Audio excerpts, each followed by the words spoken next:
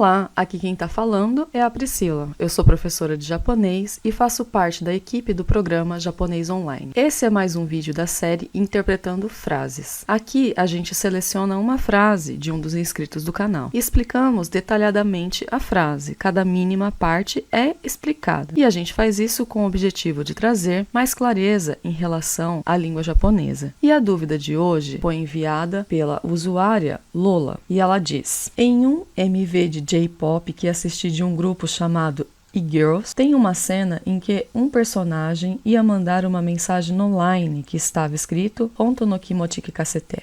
Eu entendi a maioria da frase, mas a parte CT do kikasete eu não entendi muito bem o que quer dizer. E também a palavra honto está escrito em katakana. Já vi muitas vezes os japoneses escrevendo palavras que têm kanji em uso, escreverem em katakana ou hiragana. Por que isso acontece? Muda alguma coisa em como a palavra soa, tipo soar mais casual, mais legal, etc., ou não tem nada a ver? Então, essa foi a dúvida da Lola. Vamos ver então aqui a frase, né, em que ela ficou em dúvida, que é Honto no kimochi o kikasete. Vamos então ao próximo slide. Primeiramente, vamos ao vocabulário básico que aparece na frase. Vamos lá então. Eu tenho aqui honto, que significa verdadeiro ou verdade. Kimochi significa sentimento. Kikasete significa fazer, ouvir. Então, a primeira dúvida enviada foi sobre honto. Por que honto está escrito em katakana? Vamos lá. Então, a gente tem aqui a palavra em kanji de honto, né? A leitura em hiragana é honto e está escrito honto sem o u final. O katakana, geralmente, ele é usado para transcrever o que foi dito literalmente. Como assim? Então, como as pessoas falam no dia a dia, tirando uma letra, assim como a gente faz no português também, nesses casos, né, para dar ênfase, para mostrar que está sendo escrito exatamente como a pessoa falou, usa-se o katakana para fazer essa transcrição,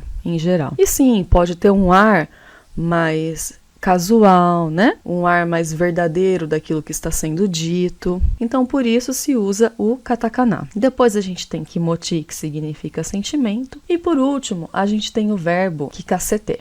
Vamos lá. Então, a gente tem aqui o verbo, na verdade, kikaseru, na forma T, na frase. Que forma é essa, né? Kikaseru, que vem do verbo kiku, de ouvir. Então, eu tenho kiku, depois eu tenho kikaseru. Kikaseru é a forma causativa. Em japonês, ela é chamada de shieki. O que seria, então, a forma causativa? Forma causativa, então, seria mais ou menos uma estrutura, né? Uma forma verbal que passa uma ideia mais do que o próprio verbo apenas, né? Então, não é apenas ouvir, e sim fazer ouvir. Essa forma verbal vai passar a ideia de fazer mais um verbo. Como assim? Vamos ver alguns exemplos. Por exemplo, eu posso falar fazer, comer, fazer, ouvir, fazer, escrever. Então, esse verbo fazer, que a gente usa em português, fica expresso, né, dentro dessa parte seru do verbo. Vamos ver então alguns exemplos no próximo slide. A construção verbal, ou seja, a flexão, vai variar de acordo com o grupo do verbo em japonês. Em japonês a gente tem 3 grupos verbais, né? Parecido com o que a gente tem no português, 3 conjugações, né? Mas as terminações são bem diferentes do português, ok? Então tenho grupos. Então no grupo 1, como é que fica? Eu tenho aqui, olha, kiku, né? Que é o verbo ouvir. Eu vou sempre mudar a última sílaba, né? Para a fileira do A.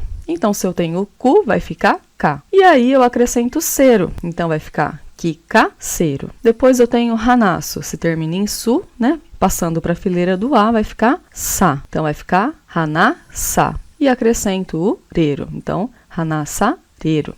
Fazer, falar. Em seguida, eu tenho yomu, né, que é o verbo ler. Então, o mu a gente flexiona para a fileira do a, vai ficar yoma. E eu acrescento o seru, então vai ficar yomaseru, que significa fazer, ler. Depois eu tenho o grupo 2, que é bem mais fácil de flexionar, né, que é só trocar o ru final por saseru. Então, eu tenho taberu, tabesaseru, que significa fazer, comer. Miru vai ficar misaseru, fazer, ver. E o grupo 3, né, que é aquele grupo de verbos irregulares do japonês, que são apenas 2, sempre, invariavelmente, que é o verbo suru, que significa fazer, e o verbo kuru, que é vir. Então, vai ficar saseru e kosase. Então, saseru significa fazer, fazer, né, fazer alguém fazer alguma coisa, e fazer, vir, em kuru. ok? Vamos ver então a aplicação desse verbo em alguns exemplos de frases. Vamos lá. Por exemplo, eu tenho: O母さんは子供に野菜を食べさせる. A mãe faz o filho comer vegetais. Então eu tenho: O母さんは, a mãe.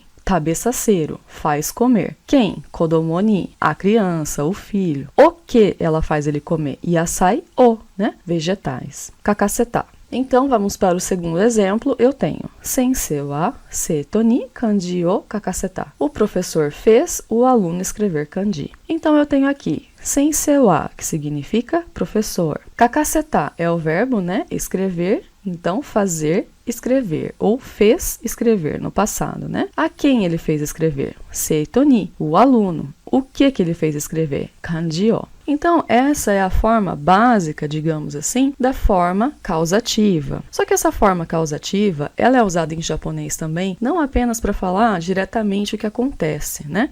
É muito comum no japonês, até por ser parte da cultura, a humildade, né, uma parte muito importante da cultura, e toda a parte da cultura se reflete na linguagem. Então, em vez deles falarem como a gente: me conte alguma coisa, por exemplo, eles vão falar: me façam ouvir, né? Me faça ouvir o que você disse, ou me faça fazer alguma coisa, né? Me permita sair desse ambiente. Então, os japoneses falam assim, em geral, para fazer algum pedido, para ficar mais polido, mais educado, menos contundente, né? Para não parecer que você está forçando uma situação. Então, nesse caso, a gente usa também a forma causativa. Então, vamos ver em alguns exemplos este uso, né, de humildade da forma causativa. A gente tem aqui: Ryoko kara kaetara hanashi o kikasete ne. Quando voltar da viagem, quero saber de tudo. Literalmente, me faça ouvir. Então, enquanto em português a gente falaria: me conte tudo, quero saber tudo, em japonês eles falam: me faça ouvir, no mesmo contexto, com o mesmo sentido, apenas que a forma de falar é diferente, ok?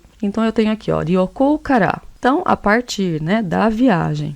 Kaetara, quando voltar. Hanashi o kikasete, me faça ouvir a história, né? A sua história da viagem. No segundo exemplo eu tenho: Kaji o sasete kudasai. Me deixe ajudar a limpar a casa, por favor. Na verdade, eu tenho literalmente: me faça limpar a casa, por favor. Então, quando você estiver no Japão, você nunca vai falar tetsudaitai, por exemplo, né? Eu quero ajudar. Isso não fica natural na língua japonesa. A gente usa a forma causativa, né? Me faça fazer, me permita fazer alguma coisa. Essa forma causativa também passa a ideia de permissão.